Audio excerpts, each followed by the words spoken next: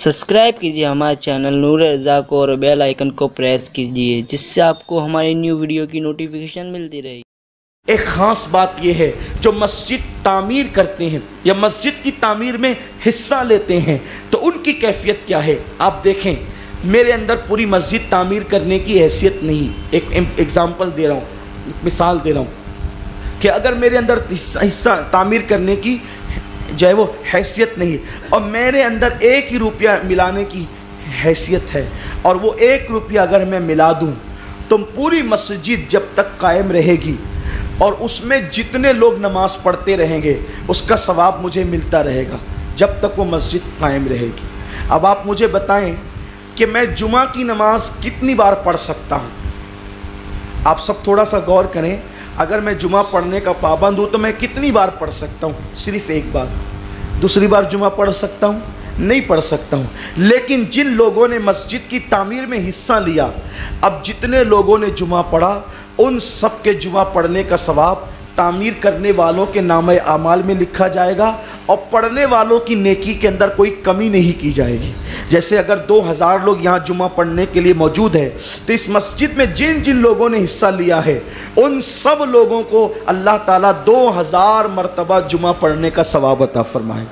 وہ اللہ سے کہیں گے اللہ میں نے تو جو ہے وہ شوال کی 29 تاریخ کو ایک ہی جمعہ پڑھا تھا لیکن میرے نیکیوں کے دفتر میں تو 2000 لکھا ہے۔ اللہ کی رحمت مسکرا کے کہے گی بندہ تو نے وہ مسجد کی تعمیر میں حصہ لیا تھا اس لیے ان سب کے جمعہ پڑھنے کے برابر ہم نے تمہیں اس کا اجر عطا فرمایا۔ اب یہ تو جمعہ ہوا ایک جمعہ، اس طرح یہ جمعہ کب تک پڑھے جائیں گے؟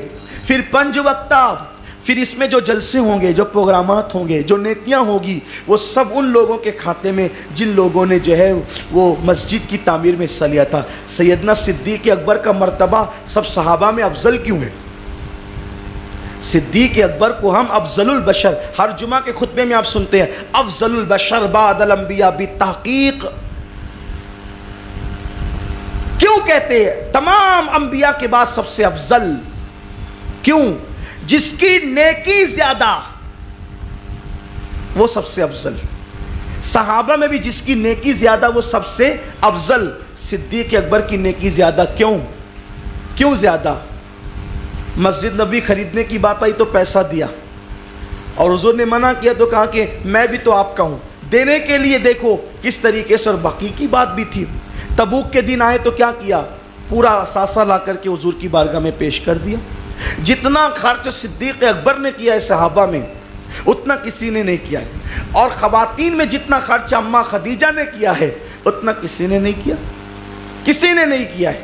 آپ غور فرمائیں، اسی لیے ام المومنین کو جو مرتبہ حاصل ہے امہات المومنین کے اندر وہ کسی ام المومنین کو حاصل نہیں۔ حضور بعد وصال بھی ان کو یاد کرتے تھے۔ صدیق اکبر کو جو مرتبہ حاصل ہے کیونکہ انہوں نے خرچ، نمازی تو سبھی صحابہ تھے لیکن اللہ تعالیٰ خرچ کرنے کا موقع کسی کو دیتا ہے۔ حضرت بلال کی تمنا نہیں تھی کہ میں خرچ کروں لیکن تھا ہی نہیں تو کیا دیتے۔ حضرت ابو ہریرہ کی تمنا نہیں تھی کہ میں خرچ کروں، تھا ہی نہیں تو کیا دیتے۔ اس سے پتہ چلا کہ اللہ کسی کو دینے والا بنائے مطلب یہ ہے کہ یہ اس کی بہت بڑی خوش نصیبی ہے۔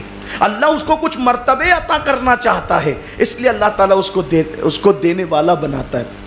تو اللہ رب العزت کی راہ میں دینا اس کو بہت پسند ہے۔ اور پھر وہ بھی مسجد۔ ہم زندگی بھر اگر اللہ 60 سال کی عمر عطا کرے تو 80,000 سے زیادہ نمازیں نہیں پڑھ سکتے۔ 80-90 ہزار سے زیادہ نماز ہم پوری زندگی میں بہت پابندی سے پڑھی تو 80-90 ہزار سے زیادہ نمازیں نہیں پڑھ سکتے۔ لیکن اگر مسجدوں کے اندر، اہل حق کی مسجدوں کے اندر ہم نے حصہ لے لیا، مسجد کی تعمیر میں ہم آگے بڑھ گئے تو 10-5 مساجد کے اندر حصہ لے کر تعمیر میں ہم آگے بڑھ گئے تو انشاءاللہ کئی لاکھ نمازوں کا ثواب اپنے نامہ اعمال میں ہوگا۔ لیکن یہ کام صرف لوجہ اللہ کے لیے ہونا چاہیے۔